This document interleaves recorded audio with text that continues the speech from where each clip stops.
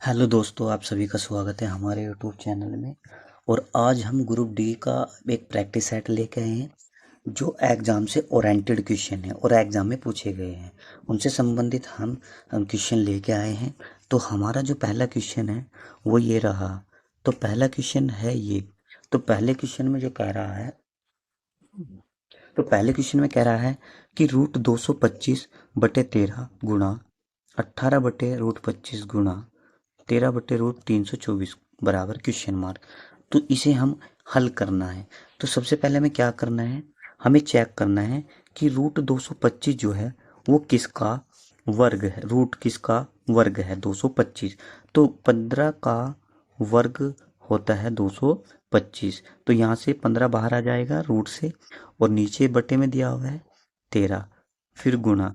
अब 18 ऊपर कितना दिया हुआ है 18 बटे रूट 25 में से क्या बाहर आ जाएगा 5, क्योंकि 5 का वर्ग होता है 25। फिर हमारा दिया हुआ है मल्टीप्लाई। मल्टीप्लाई कितना दिया हुआ है हमें, ऊपर दिया हुआ है 13 और बटे जो है रूट 324। अब रूट 324 में से क्या बाहर आ जाएगा, रूट 324 किसका स्क्वायर होता है, तो रूट 324 जो स्क्वायर होता है वो 18 का स्क्वायर होता है। तो बस गाइज अब हमें इसे कैलकुलेशन करनी है, इसे हल करना है। तो हमने यहाँ पे चेक किया कि यहाँ पे 18 से 18 कटा और यहाँ पे 13 से 13 कटा, बचा ऊपर 15 और नीचे 5। तो 5 से जब इसे काटेंगे कितनी बार कटेगा, ये 3 बार कटेगा। तो हमारा आंसर कितना जाएगा, 3 आ जाएगा। आंसर कितना आ जाएगा हमारा 3।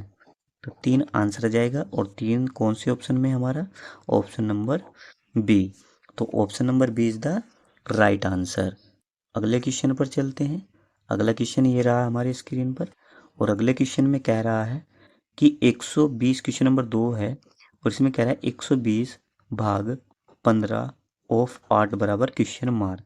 तो क्वेश्चन जो दिया हुआ है वो दिया हुआ है 120 भाग 15 ऑफ 8। ठीक है, देखो इसे हम बोर्ड मास के हिसाब से करेंगे। सबसे पहले हम किसे हल करेंगे, ऑफ को हल करेंगे। सबसे पहले किसे हल करेंगे, ऑफ। और ऑफ का मतलब होता है गुणा। ऑफ का मतलब क्या होता है, गुणा। तो हमारी इक्वेशन बन जाएगी 120 भाग 15 गुणा 8। तो सबसे पहले हम इसे हल करेंगे।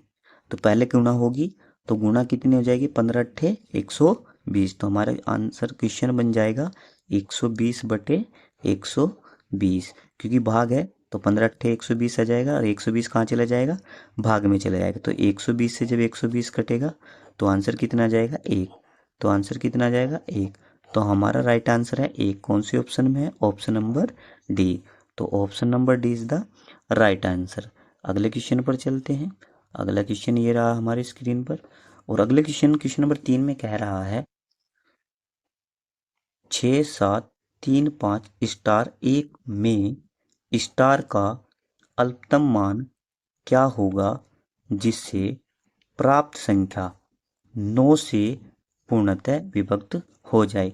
तो यहाँ पर स्टार का ऐसा क्या मान रखे कि पूरी पूरी संख्या जो है 9 से भाग हो जाए। तो ये क्वेश्चन दिया हुआ है 6 7 3 5 स्टार 1 को 9 से भाग देने पर ऐसा स्टार का क्या मान रखे कि पूरी पूरी संख्या किससे भाग हो जाए, 9 से भाग हो जाए। तो गाइस हमें 9 का नियम पता है, और 9 का नियम जो है वो क्या कहता है कि संख्याओं का योग किससे भाग होना चाहिए, संख्याओं का योग 9 से भाग होना चाहिए। तो हमें दी गई संख्याओं को 9 से भाग करना है, तो यहीं के यहीं हमें क्या करना होगा, संख्याओं का योग 9 बना लेते हैं। तो हमारे मिला 6 और 3 9, ये पूरा पूरा कट गया। और यहाँ पे 7 और 5 12। तो जब हम 9 से काटेंगे 12 तो हासिल कितने बचे हैं, यहाँ पे शेष कितने बचे, 3। तो यहाँ पे जब 3 बचा तो 3 और 1 कितना हुआ, 4। तो 4 में ऐसा क्या जोड़े कि ये पूरा पूरा 9 से भाग हो जाए। तो ऑप्शन के हिसाब से 4 में हम क्या जोड़े कि ये पूरा पूरा किससे भाग हो जाए, 9 से भाग हो जाए। तो ऑप्शन नंबर ए हमने जोड़ा। तो 7 और 4 11 होते हैं जो कि 9 से भाग नहीं होता है। फिर हमने बी उठाया, 9 और 4 13 होते हैं जो कि 9 से भाग नहीं होता। फिर हमने ऑप्शन नंबर 3 उठाया, तीसरा नंबर ऑप्शन का है 5। जब हम यहाँ पे 5 रखेंगे तो ये 9 बन जाएगा और 9 से 9 पूरा पूरा भाग हो जाएगा। तो इसका मतलब स्टार का मान अगर हम 5 रखें, स्टार का मान यदि अगर हम 5 रखें तो पूरी पूरी संख्या किससे भाग हो जाएगी, 9 से भाग हो जाएगी। तो हमारा जो राइट आंसर आया वो ऑप्शन नंबर सी आया, 5। ठीक है गाइस, अगले क्वेश्चन पर चलते हैं। अगला क्वेश्चन ये रहा हमारे स्क्रीन पर, और अगले क्वेश्चन में क्या कह रहा है, अगले क्वेश्चन में कह रहा है यदि a अनुपात b बराबर 7:9 है और b अनुपात c बराबर 1:5 है, तो a अनुपात b अनुपात c का मान ज्ञात करना है।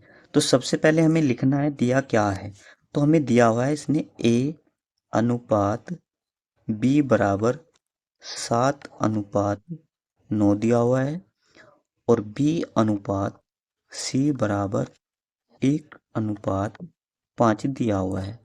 तो यहाँ से हमें ए बी सी का मान निकालना है, और ए बी सी का मान निकालने के लिए हमें क्या करना होगा, देखो इसके 3 स्टेप है। पहला स्टेप है सामने की सामने मल्टीप्लाई करनी है आपको, और फिर क्रॉस मल्टीप्लाई करनी है, और फिर सामने की सामने मल्टीप्लाई करें।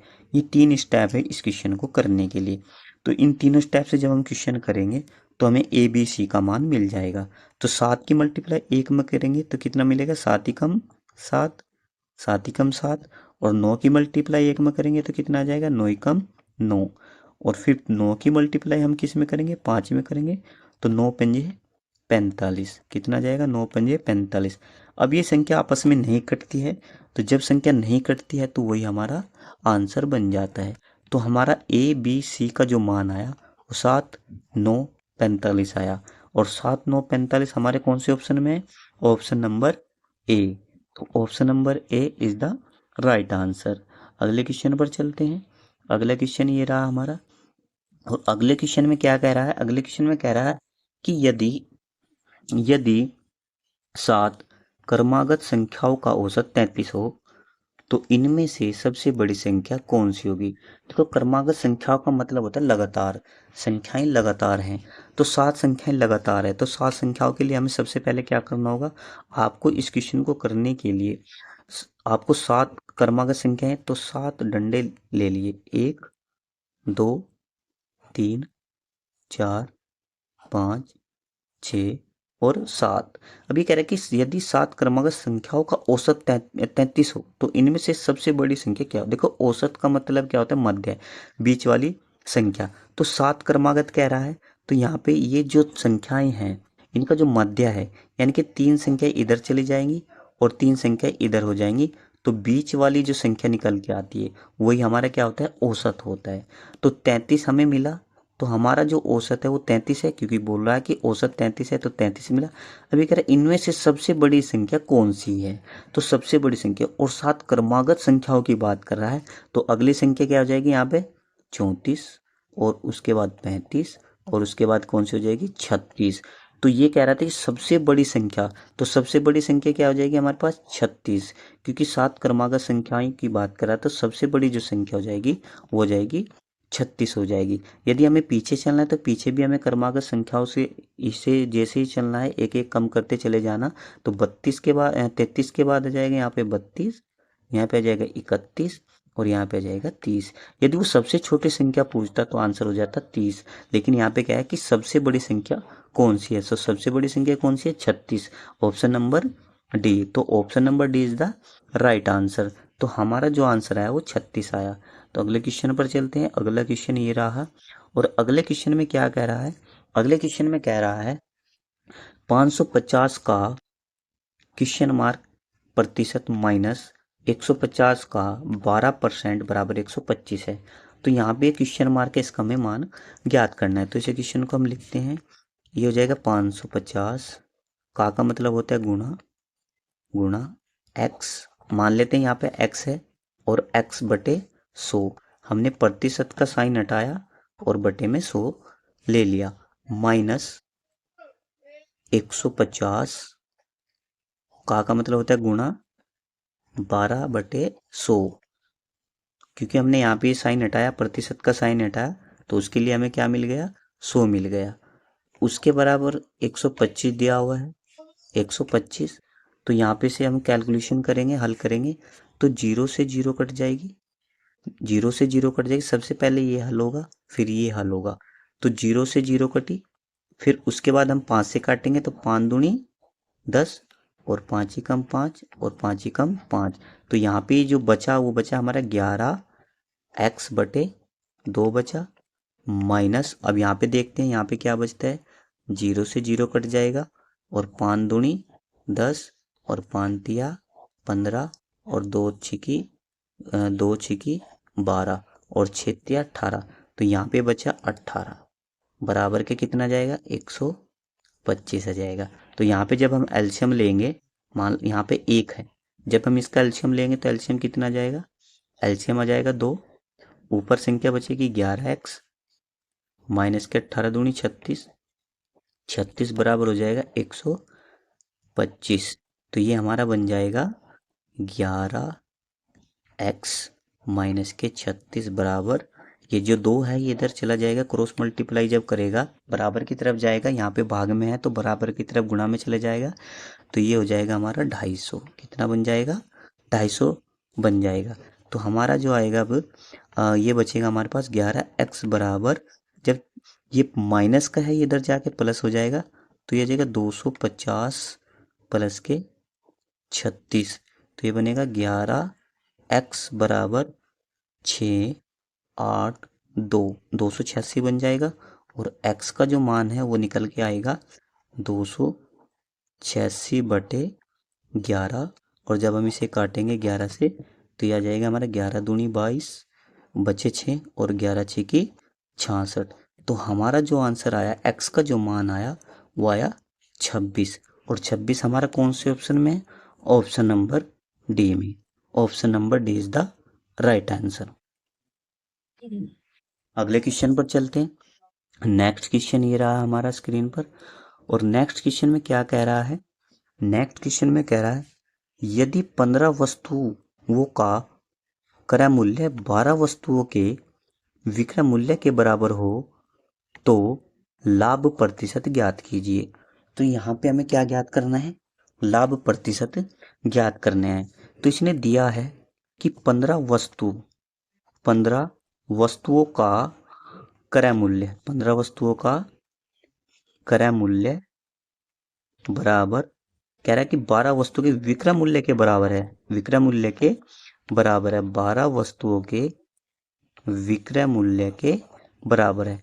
तो हम क्या करेंगे, जो हमारा विक्रय मूल्य है इसे इधर ले आएंगे और जो संख्याएं हैं इसे इधर ले जाएंगे, तो ये हमारा बन जाएगा, ये हमारा बन जाएगा क्रय मूल्य बटे विक्रय मूल्य के बराबर हो जाएगा 12/15। तो यहाँ पे हमें क्रय मूल्य कितना मिला 15 और विक्रय मूल्य कितना मिला 12, और हमें लाभ प्रतिशत ज्ञात करना। लाभ का फॉर्मूला जो होता है, लाभ बराबर होता है विक्रय मूल्य माइनस के क्रय मूल्य। तो विक्रय मूल्य कितना है हमारा, विक्रय मूल्य कितना आया यहाँ पे, विक्रय मूल्य आया 15 और क्रय मूल्य आया 12, तो यहाँ से लाभ निकल जाएगा, लाभ कितने का आएगा, लाभ आया 3 का। लेकिन क्वेश्चन में कह रहा है लाभ प्रतिशत, लाभ प्रतिशत, और लाभ प्रतिशत का फॉर्मूला होता है, लाभ प्रतिशत का जो फॉर्मूला होता है वो लाभ प्रतिशत होता है लाभ बटे क्रय मूल्य गुणा 100। ठीक है, चाहे लाभ प्रतिशत हो चाहे हानि प्रतिशत हो, हमेशा क्रय मूल्य पर ही ज्ञात होता है। उसके बाद हमें दिया है लाभ कितना आया हमारा 3, क्रय मूल्य कितना है हमारा 12, क्रय मूल्य कितना है 12 गुणा 100 गुणा 100, तो ये 3 से कट जाएगा, 3 चौक 12 और ये 4 से कट जाएगा, 25 चौका 100, तो यहाँ पर 25% का लाभ आया। कितने परसेंट का लाभ आया, 25% का लाभ आया। ऑप्शन नंबर तीसरा इज द राइट आंसर। अगले क्वेश्चन पर चलते हैं। अगला क्वेश्चन ये रहा हमारे स्क्रीन पर, और अगले क्वेश्चन में कह रहा है ए और बी दोनों मिलकर किसी काम को 30 दिन में करते हैं, बी अकेला इस काम को 25 दिन में करता है, तो इसी काम को ए अकेला कितने दिन में पूरा करेगा। तो यहाँ पर एक पूछ रहा है ए किसी काम को अकेला कितने दिन में करेगा। तो सबसे पहले हम देखते काम कितना है। तो यहाँ से इसने दिया ए प्लस बी। ए और बी दोनों मिलकर किसी काम को 30 दिन में करते हैं। दोनों मिलकर किसी काम को कितने दिन में करते हैं? 30 दिन में करते हैं। और बी अकेला इसी काम को 15 दिन में करता है। कितने दिन में करता है? 15 दिन में करता है। तो यहाँ से काम निकालते हैं, काम कितना है। तो एलसीएम लेते हैं। एलसीएम कितना आ जाएगा? 30। अब जब 30 एलसीएम आया तो 30 से काटेंगे, 30 ही कम 30 और 15 दूनी 30। तो क्षमता कितनी आई? ए और बी की क्षमता 1 और बी की क्षमता कितनी आई? 2। बी की क्षमता कितनी आ गई? 2। तो ये कह रहा है ए अकेला इसी काम को कितने दिन में करेगा। तो जब ए किसी काम को करेगा अकेला, तो यहाँ से जब बी से बी कट जाएगा तो ए बचा, माइनस जब करेंगे तो यहाँ पे कितना बचा? ए। तो 2 में से 1 गया 1, तो ए की क्षमता जो आई वो 1 आई। ए की क्षमता कितनी आई? 1। और काम कितना है? 30। तो ए अकेला इस काम को कितने दिन में करेगा? ए अकेला करेगा 30/1। ए की क्षमता कितनी? 1। तो जब 1 से 30 को भाग करेंगे तो आंसर कितना जाएगा? 30। तो ए उस काम को 30 दिन में करेगा। तो option number B is the right answer. A अकेला कितने दिन में करेगा? 30 दिन में। इसी क्वेश्चन को हम दूसरे तरीके से भी कर सकते हैं। दूसरा तरीका क्या है? यदि इसी टाइप का क्वेश्चन आता है तो हम इसे किससे भी कर सकते हैं? हम इसे कर सकते हैं गुणा बटे अंतर से। तो इसमें हम फॉर्मूला लगा सकते हैं गुणा बटे अंतर। तो गुणा बटे अंतर से भी हम इस क्वेश्चन को कर सकते हैं। तो गुणा बटे अंतर, अब कितना दिया हुआ? 30 गुणा कितना दिया हुआ है भाई? 30 गुणा 15। 30 गुणा 15 बटे अंतर। अब 30 में से 15 गए तो कितने बचे? 15। तो यहाँ से किसका मान निकल जाएगा? ए का मान निकल जाएगा। 15 दूनी 30 और 15 दूनी 30। तो ए अकेला उस काम को कितने दिन में कर देगा? 30 दिन में कर देगा। अगले क्वेश्चन पर चलते हैं। अगला क्वेश्चन ये रहा हमारे स्क्रीन पर। तो अगला क्वेश्चन है क्वेश्चन नंबर 9। क्वेश्चन नंबर 9 में कह रहा है कि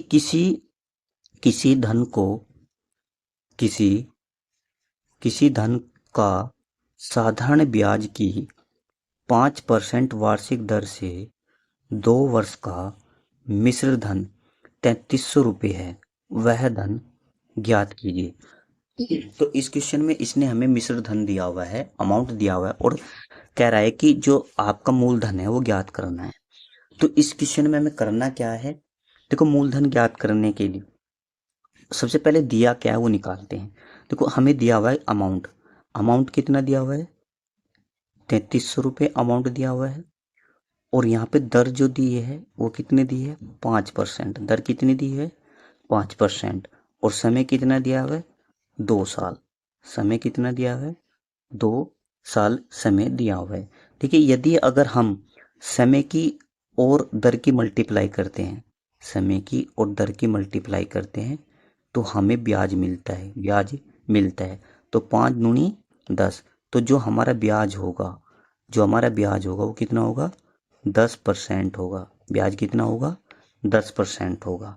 और अमाउंट जो होता है वो होता है RT प्रतिशत ब्याज प्लस के 100। ये क्या होता है? अमाउंट होता है। तो यहाँ से अमाउंट कितना मिला हमें? ब्याज हमें मिला 10%। तो 10% प्लस 100 बराबर 110। तो अमाउंट कितना मिला? 110। और अमाउंट दे कितना रखा है हमें? 3300। तो अमाउंट को अमाउंट के बराबर रखते हैं।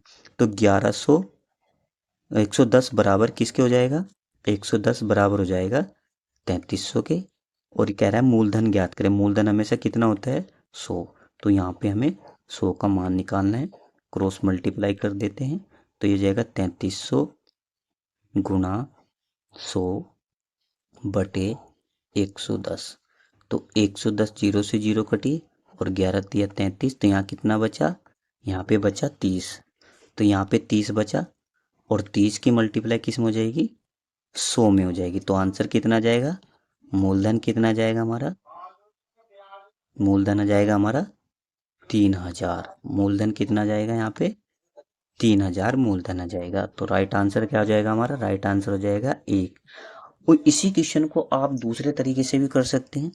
दूसरा तरीका क्या है हमारा, आप इस क्वेश्चन को जो सेकंड तरीका है, सेकंड तरीका आप इसे ऑप्शन से कर सकते हैं। इसे किससे कर सकते हैं आप, ऑप्शन से कर सकते हैं। ऑप्शन से करने के लिए आपको क्या करना पड़ेगा, फॉर्मूला लगाना पड़ेगा। फॉर्मूला क्या आता है, मूलधन गुणा ब्याज बराबर सॉरी सॉरी ब्याज बराबर होता है, ब्याज ब्याज बराबर हो जाएगा एस आई बराबर हो जाएगा, एस आई बराबर हो जाएगा मूलधन गुणा दर गुणा 100 गुणा समय बटे 100। तो यहाँ पे आपको मूलधन निकालना है, तो यहाँ पे ऑप्शन में उठा के आपको मूलधन धरना है। तो आप जब यहाँ पे मूलधन धरेंगे तो यहाँ पे हमें ब्याज मिल जाएगा, और ब्याज में जब आप मूलधन को जोड़ दोगे तो हमें अमाउंट मिल जाएगा। और अमाउंट हमारा कितना आना चाहिए ऑप्शन से, 3300 आना चाहिए। तो हमारा राइट आंसर हो जाएगा ऑप्शन से करने पर। तो आप दूसरा तरीका जो करोगे तो उसे ऑप्शन से कर सकते हैं। अगले क्वेश्चन पर चलते हैं। अगला क्वेश्चन ये रहा हमारे स्क्रीन पर, और अगले क्वेश्चन में क्या कह रहा है, अगला क्वेश्चन ये कह रहा है कि किसी संख्या को, ये कह रहा है कि किसी संख्या को 136 से भाग देने पर शेषफल 36 प्राप्त होता है। उसी संख्या को यदि 17 से भाग दें तो शेषफल क्या होगा। देखो ये कह रहा है कि किसी संख्या को 136 से भाग देने पर शेषफल 36 प्राप्त होता है, तो उसी संख्या को यदि 17 से भाग दें तो शेषफल क्या बचेगा। मान लो आपने कहा इसे x को 136 से भाग दिया, किसी संख्या को 136 से भाग देने पर शेषफल 36 प्राप्त हो रहा है। शेषफल कितना प्राप्त हो रहा है, 36। अब ये शेषफल ही तो वही संख्या है, शेषफल x का मान ही तो शेषफल बन जाएगा। और ये कह रहा है इसी संख्या को यदि 17 से भाग दे, यानी कि 36 को यदि 17 से भाग दें तो शेषफल क्या आएगा। तो 17 दूनी 34, और 34 36 में से 34 गए 2, तो शेषफल क्या बचेगा, 2 बचेगा। तो हमारा जो आंसर आ जाएगा वो कितना आ जाएगा, 2 आ जाएगा। Option number D, option number D is the right answer. अगले क्वेश्चन पर चलते हैं। अगला क्वेश्चन ये रहा हमारे स्क्रीन पर, और इस क्वेश्चन में कह रहा है दो संख्याओं का जो गुणनफल है वो 1530 है। दो संख्याओं का गुणनफल 1530 है और उनका महत्तम समापवर्त्य 15 है, तो उनका लघुत्तम समापवर्त्य ज्ञात करें। देखो इसमें जो फॉर्मूला लगेगा, हमें पता है कि महत्तम समापवर्त्य लघुत्तम समापवर्त्य जब दे देता है और पहली संख्या और दूसरी संख्या दे देता है, तो उसमें फॉर्मूला जो लगता है वो लगता है पहली संख्या गुणा दूसरी संख्या बराबर हो जाएगा महत्तम समापवर्त्य इंटू लघुत्तम समापवर्त्य। तो ये हो जाएगा। अब ये कह रहा है कि दो संख्याओं का गुणनफल, यानी कि पहली संख्या और दूसरी संख्या का जो गुणनफल दिया हुआ है वो कितना दिया हुआ है, वो दिया हुआ है 1530 दिया हुआ है। और कह रहा है कि उनका जो मैस है दिया हुआ है, तो मैस है कितना दिया हुआ है 15, और कह रहा है कि लैस है ज्ञात करें, लैस है ज्ञात करें। अब ये जो 15 है ये गुणा में तो इधर कहाँ चला जाएगा, भाग में चले जाएगा। तो लैस है कितना जाएगा हमारा, लैस है हो जाएगा 1530 बटे 15, और जब इसे काटेंगे 15 एकम 15, ना चलने की 0, और 15 दूनी 30, तो हमारा जो आंसर आ जाएगा वो 102 आ जाएगा। तो लैसा कितना जाएगा 102।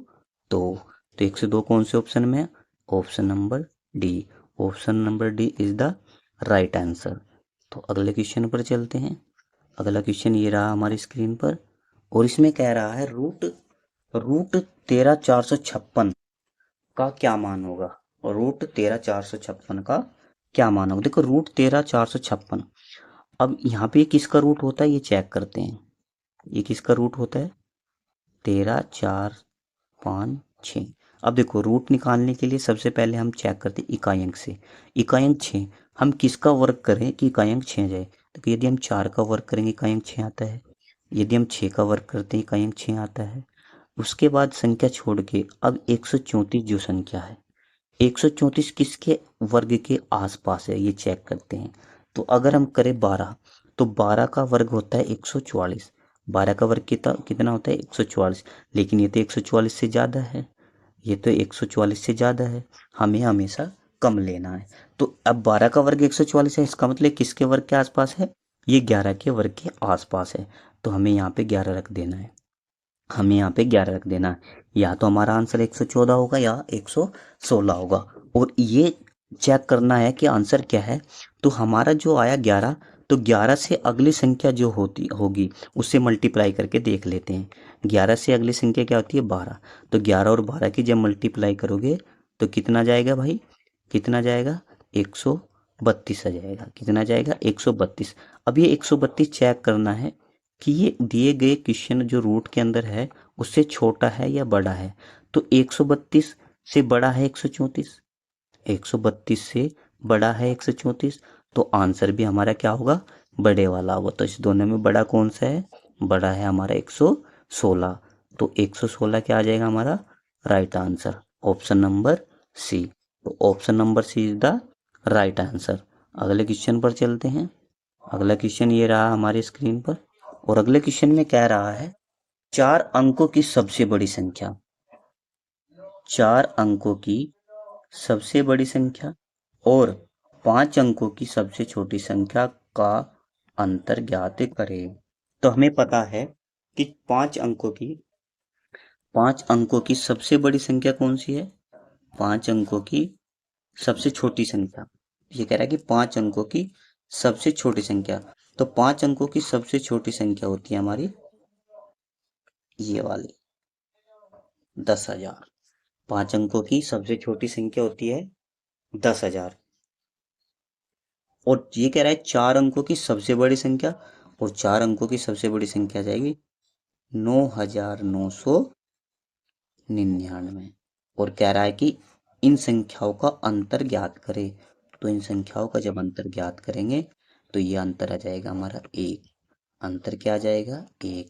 1 क्या हो जाएगा हमारा right answer. Option number B is the right answer. अगले क्वेश्चन पर चलते हैं।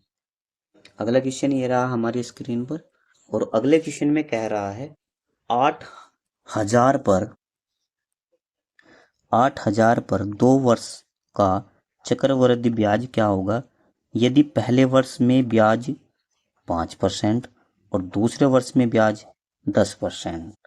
तो यहाँ पे हमें क्या ज्ञात करना है, चक्रवृद्धि ब्याज ज्ञात करना है। तो इस टाइप के क्वेश्चन को हम सबसे पहले देखो, दो दर दी है, दर कितनी दी है, 2 दी हुई। तो 2 दर दी है तो हम इसे रेशियो से करेंगे, थोड़ा फॉर्मूले से लेंथी बन जाएगा, 2 बार फॉर्मूला लगाना पड़ेगा। तो हम इसे रेशियो से करते हैं। तो हमें पता है 5%, 5% बराबर हो जाएगा 5/100 बराबर 1/20। कितना हो जाएगा 1/20, यानी पर 20 पर 1 का लाभ, तो ये अमाउंट कितना बन जाएगा 20 से 21 हो जाएगा। ये क्या हो जाएगा हमारा 20 से 21 अमाउंट हो जाएगा। तो इसे हम लिख सकते हैं 20/21, यानी कि मूलधन इंटू अमाउंट। ठीक है, तो पहले साल का जो अमाउंट है वो 20 रेशियो में, और अमाउंट है 21 रेशियो में, और मूलधन कितना है 20। अब ये कह रहे हैं दूसरे वर्ष में 10% ब्याज लगा। तो दूसरे परसेंट 10% दर दी, तो दर 10% है तो उसे हम क्या लिख सकते हैं 1/10। तो 10 से कितना हो गया 11। तो ये हो जाएगा दूसरे साल हो जाएगा 10 से 11। 10 से कितना हो जाएगा 11। तो इन संख्याओं की जब हम मल्टीप्लाई करेंगे, इन संख्याओं की मल्टीप्लाई करेंगे तो हमें मिल जाएगा 2 की जब हम मल्टीप्लाई करेंगे 2 एकम 2, तो ये आ जाएगा 200 हमारा आ जाएगा मूलधन। और 11 की मल्टीप्लाई हम करेंगे 21 में, तो ये आ जाएगा 11 एकन 11 और 11 दूनी 22 और 1 23। तो 231 क्या आया, ये अमाउंट आया। अब यहाँ पे इसने दिया क्या है, दिया क्या है मूलधन। मूलधन कितना दिया हुआ है 8,000, और मूलधन आया कितना हमारा 2,000। तो मूलधन को मूलधन के बराबर करेंगे, तो 200 किसके बराबर है, 200 है 8,000 के बराबर। किसके बराबर हो जाएगा 8,000 के बराबर। इसने कहा कि चक्रवर्ती ब्याज ज्ञात करें। चक्रवर्ती ब्याज ब्याज की बात करें तो इन दोनों का अंतर, मूलधन और अमाउंट का अंतर ही हमारा क्या होता है ब्याज होता है। तो यहाँ से हमें किसका मान निकालना है, यहाँ से हमें मान निकालना है 31 का, यानी कि ब्याज का। तो हमारा ब्याज कितना मिला रेशियो में 31। तो 31 का यहाँ पे हम क्या निकाल लेंगे, मान निकाल देंगे। तो ये क्रॉस मल्टीप्लाई हो जाएगा, तो ये हो जाएगा हमारा 8000 गुणा 31 बटे 200। अब ये 2 जीरो से 2 जीरो कट जाएंगी, 2 जीरो से 2 जीरो कट जाएंगी, और बी ये 2 से कट जाएगा, 2 दूनी 4, कितना आ जाएगा 40। और 40 की मल्टीप्लाई 31 में करेंगे तो आ जाएगा 4 एकम 4 और 4 तिया 12। तो आंसर कितना आ जाएगा हमारा 1240। तो हमें जो ब्याज मिला, हमें जो चक्रवर्ती ब्याज मिला वो कितना मिला 1240 मिला। और 1240 कौन से ऑप्शन में, option number B is the right answer. अगले क्वेश्चन पर चलते हैं। अगला क्वेश्चन ये रहा हमारे स्क्रीन पर, और अगले क्वेश्चन में कह रहा है सुरेश व मुकेश की आयु का अनुपात 7:4 है। यदि सुरेश की आयु मुकेश से 18 वर्ष अधिक है, तो बताओ मुकेश की आयु क्या है। तो यहाँ पे मुकेश की आयु ज्ञात करनी है।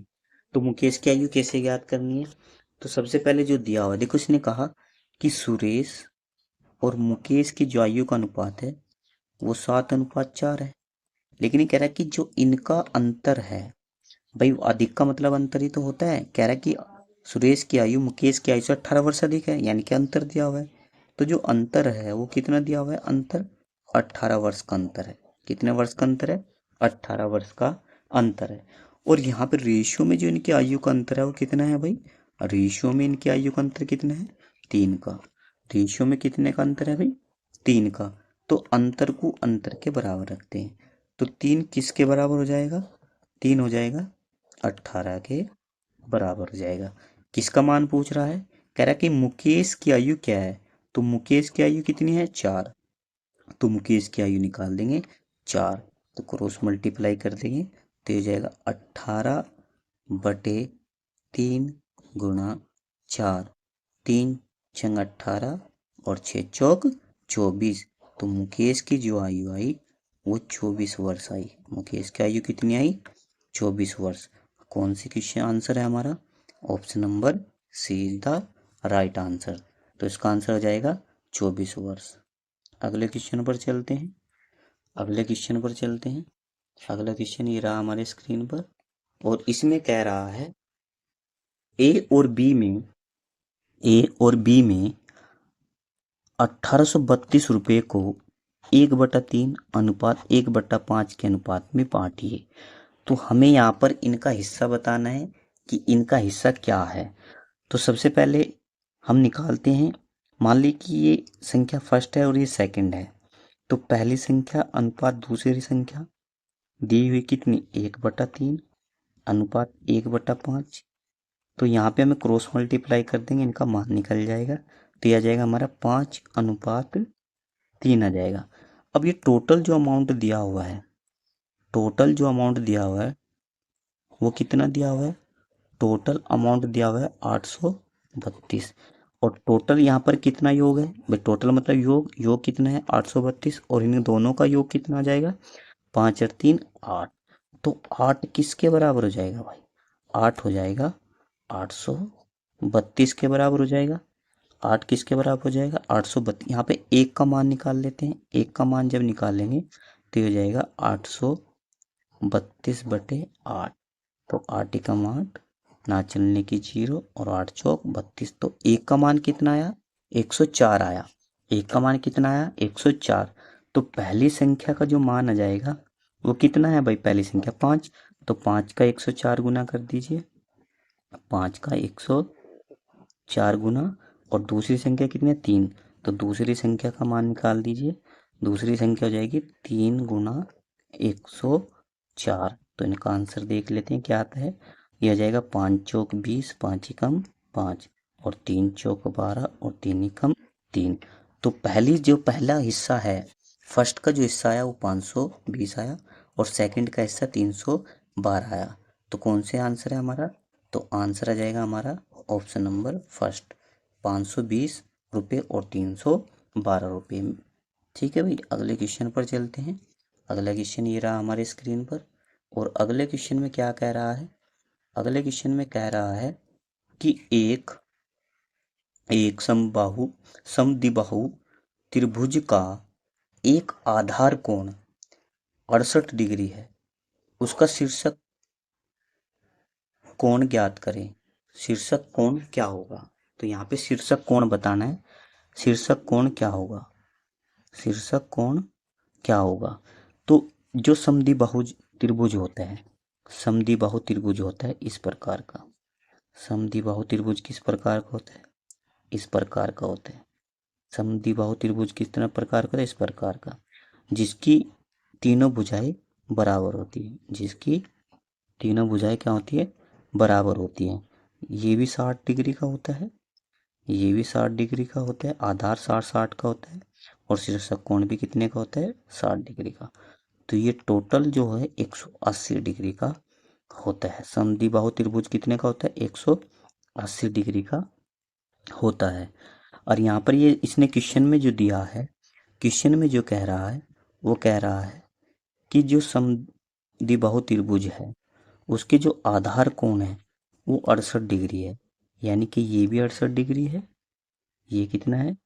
ये 68 डिग्री है। ये कितना हो जाएगा हमारा? 68 डिग्री। कितना हो जाएगा? 68 डिग्री हो जाएगा। तो ये 68 डिग्री है और ये भी 68 डिग्री है, ये भी 68 डिग्री है। तो ये कोण 68 डिग्री है और ये कोण भी 68 डिग्री। तो दोनों कोण कितने? और ये कह रहा है कि शीर्षक कोण ज्ञात करें। शीर्षक कोण ज्ञात करें। तो पहले आधार कोण देख लेते हैं, आधार कोण है कितना। तो आधार कोण हो जाएगा हमारा 68 डिग्री प्लस के 68 डिग्री बराबर हो जाएगा हमारा 8 8 16 6 6 12 1 13, 136 डिग्री हो जाएगा। 136 डिग्री हो जाएगा। और वो कह रहा है शीर्षक कोण ज्ञात करें। तो शीर्षक कोण कितना आ जाएगा भाई? 180 कोण, पूरा कोण हमारा समद्विबाहु जी कोण जो होता है वो 180 डिग्री का होता है। अब उसने 136 डिग्री कोण तो हमें मिल गया। 180 में से जब हमें 136 घटाएंगे तो हमारा जो आंसर आएगा 10 में से 6 गए 4, और यहाँ पे बचे 7 में 3 गए 4। तो शीर्षक कोण जो आ जाएगा वो आ जाएगा 44 डिग्री। शीर्षक कोण कितना आ जाएगा? 44 डिग्री आ जाएगा। तो हमारा राइट आंसर कितना हो जाएगा? B option. B option is the right answer. अगले क्वेश्चन पर चलते हैं। अगला क्वेश्चन ये रहा, ये कह रहा है कि एक त्रिभुज की भुजा क्रम से 3 सेंटीमीटर, 4 सेंटीमीटर, 5 सेंटीमीटर, इसका क्षेत्रफल क्या होगा? तो त्रिभुज का क्षेत्रफल बताना है। तो त्रिभुज हमारा इस प्रकार से होता है, ये हमारा त्रिभुज है, और त्रिभुज की इसने जो आधार दिया हुआ है वो 3, ऊंचाई कितनी है 4, और विकर्ण दिया है 5 सेंटीमीटर। ठीक है। अब ये कह रहा है कि इसका क्षेत्रफल ज्ञात करें। तो त्रिभुज का जो क्षेत्रफल होता है, त्रिभुज का क्षेत्रफल होता है, त्रिभुज का जो क्षेत्रफल होता है 1/2 आधार गुणा ऊंचाई।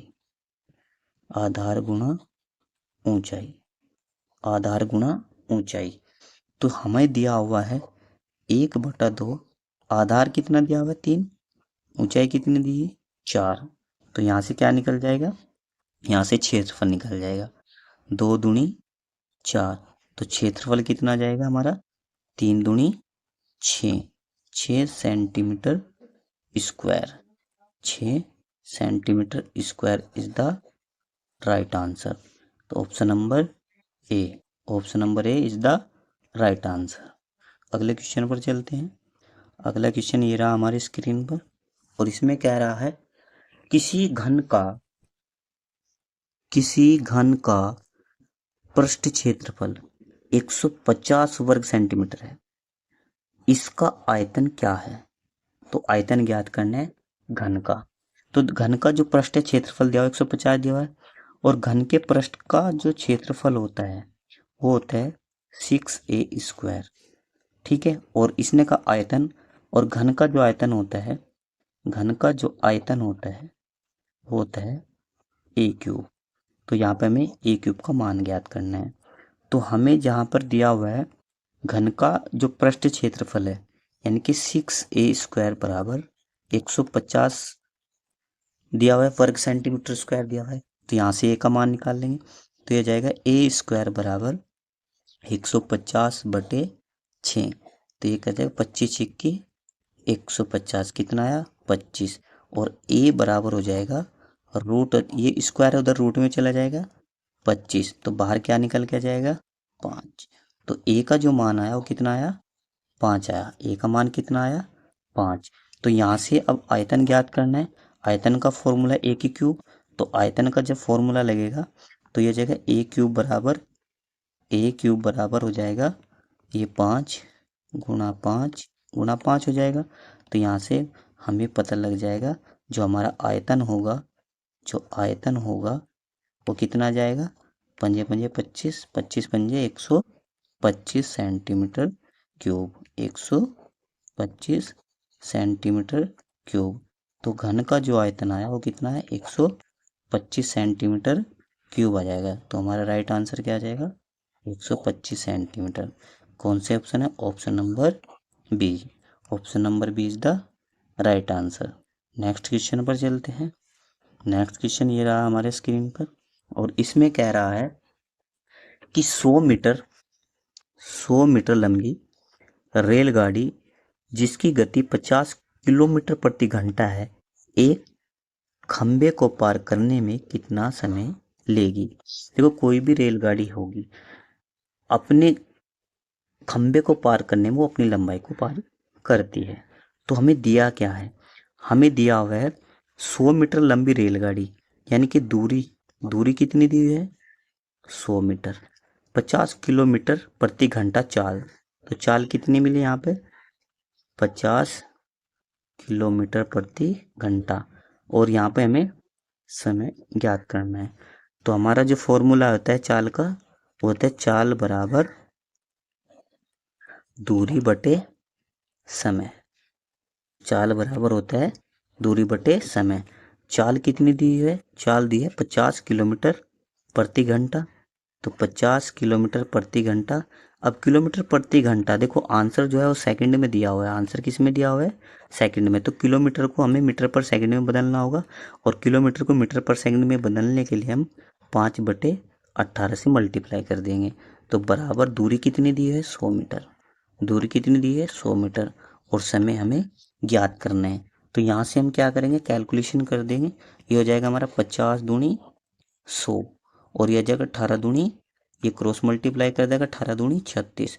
तो टी बराबर जाएगा 36/2, और ये जब काटेंगे 18 दूनी 36/5, सॉरी ये 5 बचा हुआ है यहाँ पे, कितना बचा है ये 5 बचा हुआ है।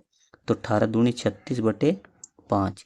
तो 5 से जब इसे काटेंगे तो कितना आ जाएगा, यह आ जाएगा हमारा 5 सते 35, बचा एक ना चलने के पॉइंट लगाएंगे, जीरो उतारेंगे तो ये बनेगा 10, और यहाँ पे हो जाएगा 5 दूनी 10। तो आंसर कितना जाएगा 7.2 सेकंड में रेलगाड़ी उस खंबे को पार कर देगी। तो राइट आंसर हो जाएगा हमारा सी इज द राइट आंसर। यदि गाइज हमारा ये सेशन आपको अच्छा लगा हो और क्वेश्चन आपकी समझ में आया हो तो कमेंट करके ज़रूर बताना। अगर आप हमारे चैनल पर नए हैं तो चैनल को सब्सक्राइब करें, शेयर करें और कमेंट करें।